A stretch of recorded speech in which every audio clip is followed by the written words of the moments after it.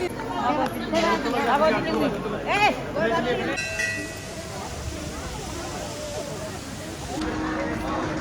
श्री श्याम दोस्तों। तो आज एक नए व्लॉग के साथ आज हम आए हैं प्राचीन सिद्ध श्री श्याम मंदिर में, जो कि है हरियाणा चुलकाना धाम में। और यहाँ हम श्याम जी के दर्शन करने आए हैं। तो अब अभी हम खड़े हैं मुख्य गेट श्याम जी मंदिर गेट नंबर 1 के अंदर। और यहाँ से भक्त एंट्री करते हैं मंदिर के अंदर, और जहाँ से हम आगे मंदिर की तरफ चलेंगे तो मंदिर में जाकर हम दिखाएंगे इस मंदिर की खूबसूरती आपको। और ये भक्त यहाँ से एंट्री करते हुए अंदर आते हैं। तो चलिए भक्तों, आगे आपको श्याम जी के दर्शन कराते हैं मुख्य धाम की विशेषताएं बताते हुए। तो जैसे ही आप आगे चलते हैं तो यहाँ से लाइनें शुरू हो जाती हैं, जो कि आगे जाके मुख्य मंदिर के गेट तक पहुँचती हैं। तो जैसे ही हम आगे बढ़ते हैं मंदिर की तरफ, मुख्य गेट पे आने से पहले सबसे पहले हमें दर्शन होते हैं सामने जो आपको दिखाई दे रहा है, ये है पीपल का वृक्ष। इस पीपल के वृक्ष का इतिहास महाभारत काल के समय से जुड़ा हुआ है। जब श्री कृष्ण जी ने बर्बरीक से कहा कि वे यदि इतने पराक्रमी हैं तो एक ही बाण से इस पीपल के पेड़ के सभी पत्तों को छेद कर दिखाएं, तो बर्बरीक ने भगवान की आज्ञा का पालन करते हुए एक ही बाण से इस पीपल के सभी पत्तों में छेद कर दिया। यह देखकर श्री कृष्ण ने उनकी शक्ति को पहचाना और उनसे शीश का दान मांगा। बर्बरीक ने सहज से ही अपने शीश का दान कर दिया। मान्यता है कि चुलकाना धाम में स्थित ये पीपल के पेड़ के पत्तों में आज भी छेद विद्यमान है, जो बर्बरीक के बाण के द्वारा किया गया था।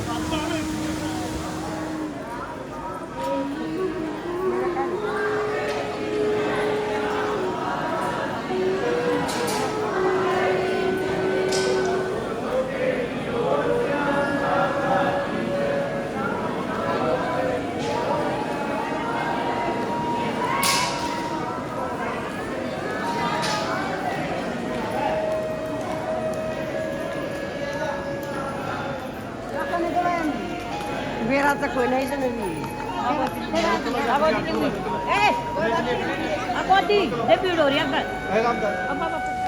जो अभी आप ये देख रहे हैं, ये जोत स्टैंड बनाया गया है, जहाँ श्रद्धालु अपनी इच्छा अनुसार जोत जगाते हैं और अपनी इच्छा पूर्ति के लिए यहाँ पर बाबा के चरणों में जोत जगाते हैं।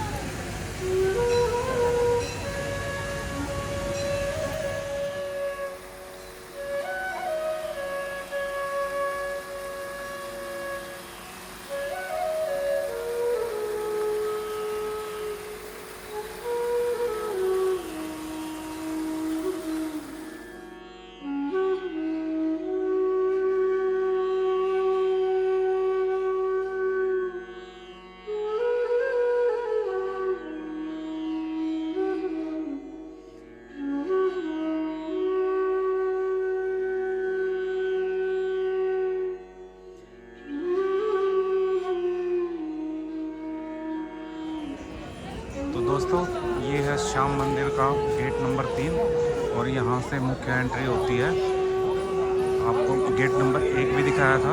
और यहाँ से आप जैसे गाड़ियों अपने वाहन के साथ आते हैं, तो यहाँ से यहाँ तक आपके वाहन की आके और पार्किंग में लगा के अपने वाहन को, और तब यहाँ से आप एंट्री कर सकते हैं। तो यहाँ से लाइनें शुरू हो जाती हैं। जैसे गेट नंबर 1 से लाइनें शुरू होती हैं, इसी तरीके से गेट नंबर 3 से भी लाइनें, आप स्टार्टिंग से ही लाइनों के अंदर आएंगे। ये ग्रिल लगी हुई हैं आप सामने जो दिखाई दे रही हैं, ये ग्रिल सीधी मुख्य द्वार तक जाती हैं बाबा के धाम तक। तो इन्हीं गेटों के और ग्रिलों के रास्ते आप वहाँ तक पहुँचकर दर्शन कर पाएंगे। तो दोस्तों, ये है बाबा श्याम का विश्राम गृह, जो कि भक्तजन आते हैं तो यहाँ आप दर्शनों से पहले या दर्शनों के बाद बैठकर विश्राम कर सकते हैं। यहाँ पर धूप से और बारिश से बचने के लिए शेल्टर लगाया गया है। और इसमें पंखों की व्यवस्था भी की गई है।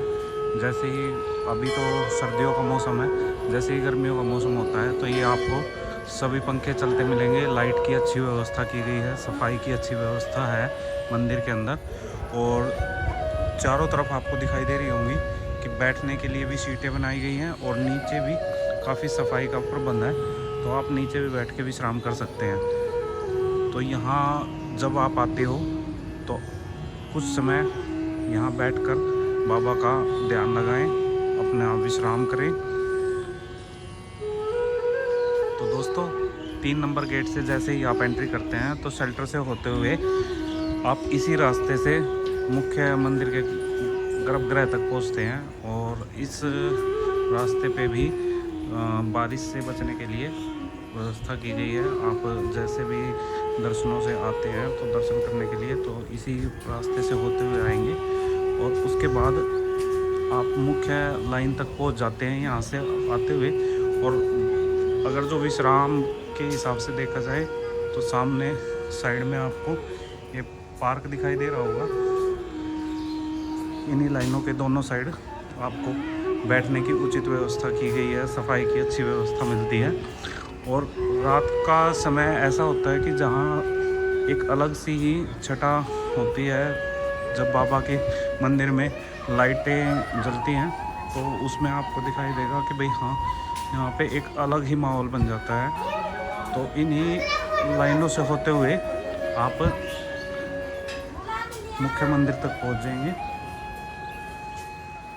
तो दोस्तों जैसे ही हम इस रास्ते से आते हैं तो हमें एक साइड मुख्य मंदिर तक जाने का रास्ता मिलता है और दूसरी साइड ये सामने आपको जो दिखाई दे रहा होगा यही है 2 नंबर गेट। इस गेट को ज़्यादातर तो बंद ही रखा जाता है, लेकिन जब मंदिर में भीड़ ज़्यादा होती है तो इस गेट का प्रयोग किया जाता है और ये एग्ज़िट के रूप में हम यूज़ करते हैं।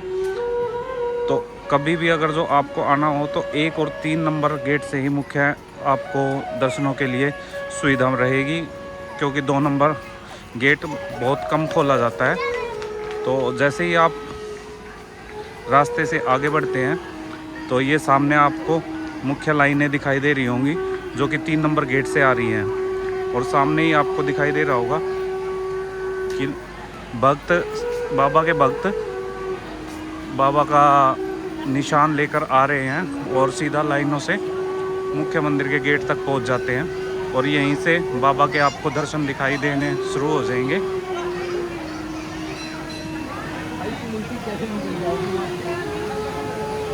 ये लाइनें 3 नंबर गेट से आ रही हैं और ये आप मुख्य गेट तक आपको पहुंचा देती है। और जो सामने आपको दिखाई दे रहा है इस साइड से 1 नंबर गेट से आती है लाइनें, वो भी यहीं तक आके और दोनों एक जगह ही इकट्ठी होकर सामने आपको बाबा के दर्शन होंगे। यही आपको मुख्य गेट तक पहुंचाती हैं और इसके बाद आप बाबा के दर्शन के लिए पहुंच जाते हैं। तो दोस्तों अभी आप दर्शन कर रहे हैं श्री श्याम कुंड के, और जो आपको ये सामने दिखाई दे रहा है यही है श्याम कुंड। इसके बाहर फव्वारे वगैरह लगाए गए हैं और ये जो आप सामने देख रहे हैं यही है श्याम कुंड।